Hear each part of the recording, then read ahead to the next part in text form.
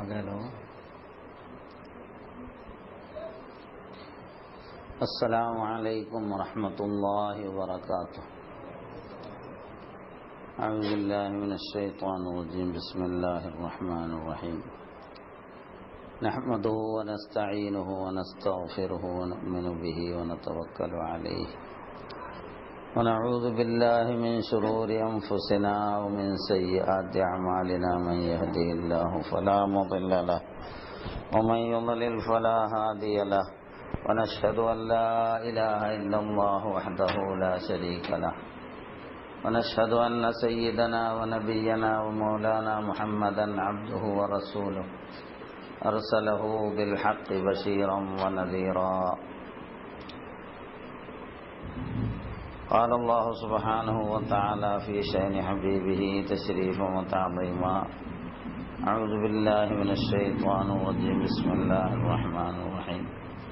إن الله وملائكته يصلون على النبي يا أيها الذين آمنوا صلوا عليه وسلموا تسليما.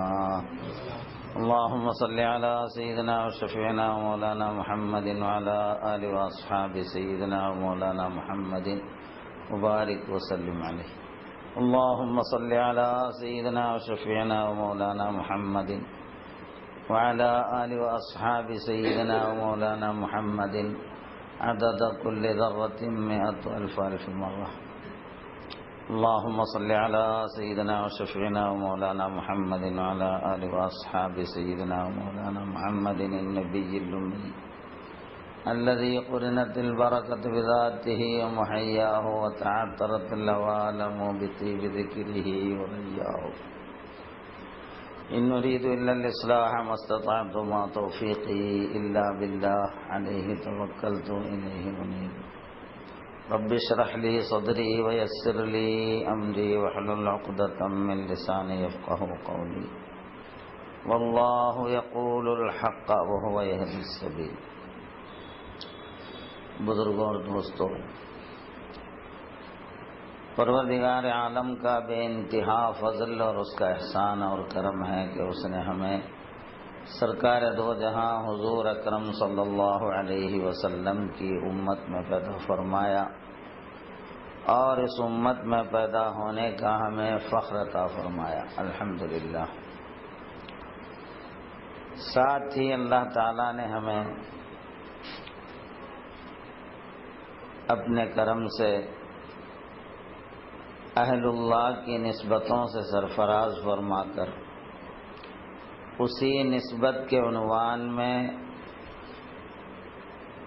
حلقہ شریفین جہری اجتماعی طور پر ذکر جہری کرنے کے لیے، انہیں زور سے ایک ساتھ اللہ کا ذکر کرنے کے لیے اللہ نے ہمیں یہاں جمع فرمایا. تجدید ایمان کے طور پر کچھ باتیں کہنے اور سننے کی کوشش کی جاتی ہے، جیسا کہ حضور اکرم صلی اللہ علیہ وسلم نے ارشاد فرمایا جددو ایمانکم، تم اپنے ایمان کو تازہ کرو. تو صحابہ کرام رضوان اللہ تعالی علیہم اجمعین نے سرکار سے دریافت فرمایا کہ اللہ کے رسول کیف نجدد ایماننا، ہم اپنے ایمان کیسے تازہ کریں، کیسے نیا کریں؟ تو سرکار نے فرمایا بقول لا الہ الا اللہ، قول لا الہ الا اللہ کے ذریعے تم اپنے ایمان کو نیا بناؤ، تازہ کرو. تو معلوم ہوا کہ ایمان میں کچھ بوسیدگی، پرانا پن آ جاتا ہے ہمارے ماحول کی وجہ سے، ہمارے ذہن و فکر، ہمارے ماحول کے اثرات کی وجہ سے ایمانی جو کیفیتیں ہیں اس میں زنگ آ جاتا ہے، اس میں کمی آ جاتی ہے. تو کلمہ لا الہ الا اللہ کے علم اور اس کا فہم، اس کا شغل کے ذریعے، یا پھر کلمہ لا الہ الا اللہ کے ذکر کے ذریعے ایمان میں تازگی پیدا ہوتی ہے.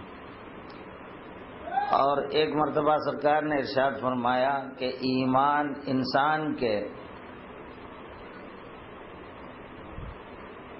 دل جو ہے زنگ آلود ہو جاتا ہے، دل میں زنگ آ جاتا ہے، یعنی ایمان میں. تو صحابہ نے دریافت فرمایا اس زنگ کو جلا دینے، زنگ کو دور کر کے جلا بخشنے کا طریقہ کیا ہے؟ تو حضور نے فرمایا موت کو یاد کرنا اور قرآن پاک کی تلاوت کرنا. قرآن پاک کی تلاوت کے ذریعے اور موت کو یاد کرنے کے ذریعے اپنے قلب کی ایمان کے زنگ کو دور کیا جا سکتا ہے. سب سے پہلی بات تو یہ ہے کہ ایمان کہتے کس کو ہے؟ ہر کوئی دعویٰ کرتا ہے کہ میں ایمان والا ہوں. ہر مسلمان دعویٰ کرتا ہے کہ میں ایمان والا ہوں.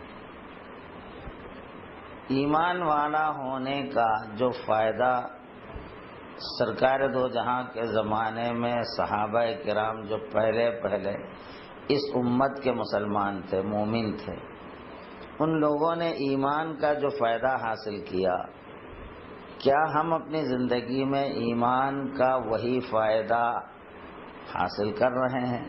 ہمیں بھی وہی فائدہ مل رہا ہے جو صحابہ ایمان لا کر، ایمان کے ذریعے صحابہ نے جو فائدہ حاصل کیا تھا؟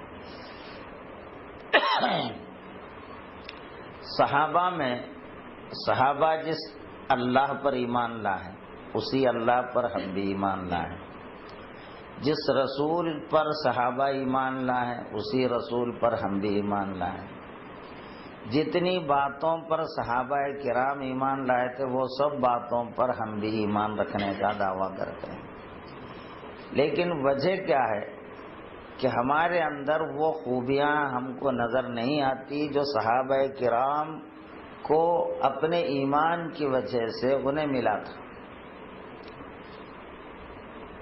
اس میں فرق کیا ہے؟ آخر کہاں نقصان، پانی کہاں مر رہا ہے؟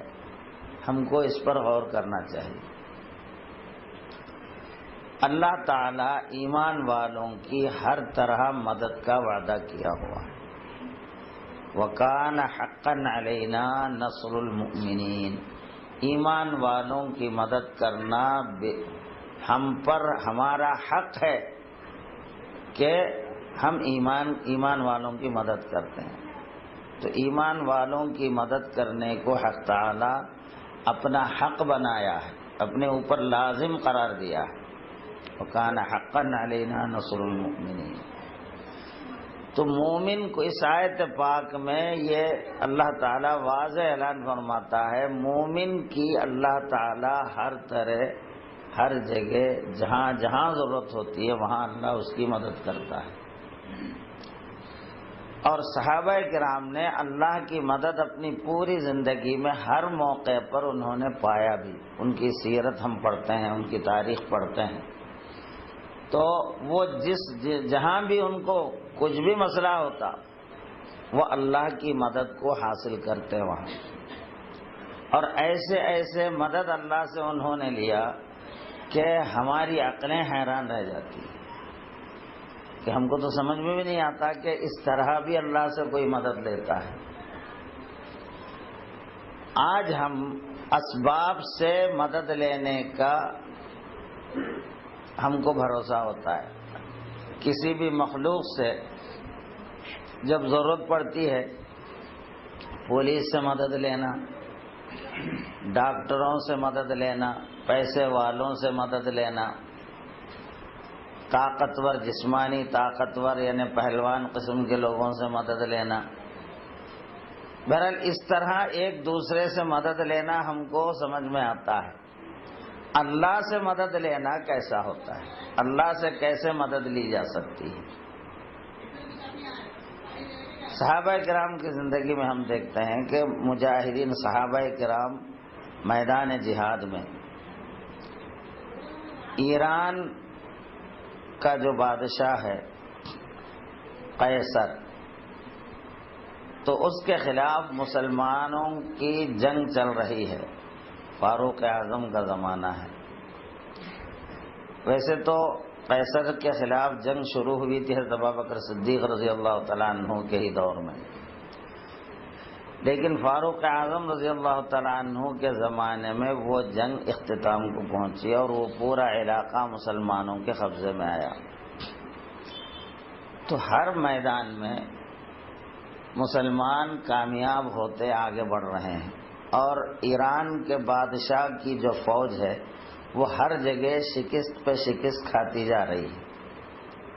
حالانکہ ان کی فوجیں اعلیٰ قسم کی تربیت یافتہ اور بہترین جدید، اس زمانے کے لحاظ سے جدید ہتھیاروں سے لیس، اور تعداد میں لاکھوں کی تعداد میں فوج، جبکہ مسلمانوں کی فوج 10,000 20,000 اور زیادہ جب آگے بڑھے تو 50,000 کے قریب مسلمانوں کی فوج کی تعداد رہی، جبکہ 50,000 جب مسلمانوں کی فوج رہی تو دشمن کی تعداد لاکھوں میں تھی، 10 لاکھ 20 لاکھ ایسے۔ اتنے زیادہ فوج کے مقابلے میں مسلمان ہر میدان میں کامیاب ہوتے آگے بڑھ رہے ہیں۔ تو قیصر بادشاہ کے جو فوجی جو جنرلز ہیں وہ سب حیران ہیں، پریشان ہیں کہ آخر یہ لوگوں کے پاس وہ کون سی چیز ہے جس کی وجہ سے یہ لوگ ہر میدان میں کامیابی حاصل کر رہے ہیں، فتح حاصل کر رہے ہیں، تعداد میں کچھ نہیں، ہتھیار میں کچھ نہیں، ہتھیار بھی ان کی کوئی معمولی ہے، کوئی زیادہ اچھے ہتھیار ان کے پاس نہیں ہے، زیادہ تعداد بھی نہیں ہے فوجیوں کی، اور فوجی لباس بھی ان کے پاس صحیح نہیں ہے، اور کھانے پینے کے لیے بھی کوئی زیادہ بندوبست جیسے ان کے پاس ہے ویسے بندوبست ان لوگوں کے پاس نہیں۔ آخر کس وجہ سے یہ کامیابیوں پر کامیابی حاصل کرتے جا رہے ہیں؟ آخر ان کے پاس وہ کون سی چیز ہے؟ تو رستم جو ایران کے بادشاہ کا ایک سپہ سالار تھا، اس نے مسلمانوں کے پاس ایک آدمی، ایک پیغمبر بھیجا اپنی جانب سے کہ تمہارے کسی آدمی کو ہمارے پاس بھیجو تاکہ ہم آپس میں کچھ گفتگو کر لیں جنگ سے پہلے، ممکن ہو یہ جنگ ٹل جائے۔ تو اصل میں اس کو تجسس تھی کہ مسلمانوں کے پاس وہ کون سی ہتھیار ہے، وہ کون سی چیز ہے جو ہر میدان ان کے ہاتھ میں ہے، اس کو جاننا چاہتا تھا۔ تو اب مسلمانوں کی طرف سے ایک فوجی جو حضرت عبداللہ الاوز رحمۃ اللہ علیہ، شریعت نام کچھ میں بھول رہا ہوں، بہرحال ایک صحابی رسول مسلمانوں کی طرف سے نمائندہ بن کر گفتگو کرنے کے لیے رستم کے پاس پہنچتا ہے۔ اب وہ بہرحال بیچ کے سب واقعات کو چھوڑ کر رستم ان کا استقبال کرتا ہے اور اپنی صلاحیتیں، اپنی فوجی صلاحیتوں کا اظہار کرتا ہے اور مال و جائیداد وغیرہ کا بھی اظہار کرتا ہے۔ اس کے بعد پوچھتا ہے اس کو، مسلمانوں کے جو نمائندہ جو آئے ہیں، سفیر جو آئے ہیں، ان سے سوال کرتا ہے کہ تم آخر ہر میدان میں کامیاب جو ہو رہے ہو اس کی وجہ کیا ہے؟ تمہارے ہاتھ میں آخر وہ کون سا ہتھیار آ گیا ہے جس کی وجہ سے تم کو کامیابیوں پر کامیابی حاصل ہو رہی ہے؟ تم تو ہمارے گھوڑے اونٹ وغیرہ چرانے والے بدھو گنوار قسم کے لوگ، ہمارے ہاں نوکر ملازم رہنے والے، تم ہم پر حملہ آور ہو گئے ہو۔ تو مسلمانوں کے جو نمائندہ جو گئے ہوئے تھے انہوں نے کہا کہ سن، ہمارے پاس کون سی ہتھیار ہے اگر تو جاننا چاہتا ہے تو ہمارا ہتھیار یہ ہے کہ لا الہ الا اللہ محمد رسول اللہ، بس یہ ہمارا ہتھیار ہے۔ اب اس کو کیا سمجھ میں آتا ہے لا الہ الا اللہ کا ہتھیار؟ تو صحابہ کے پاس جو ہتھیار تھا وہ ہے فی الحقیقت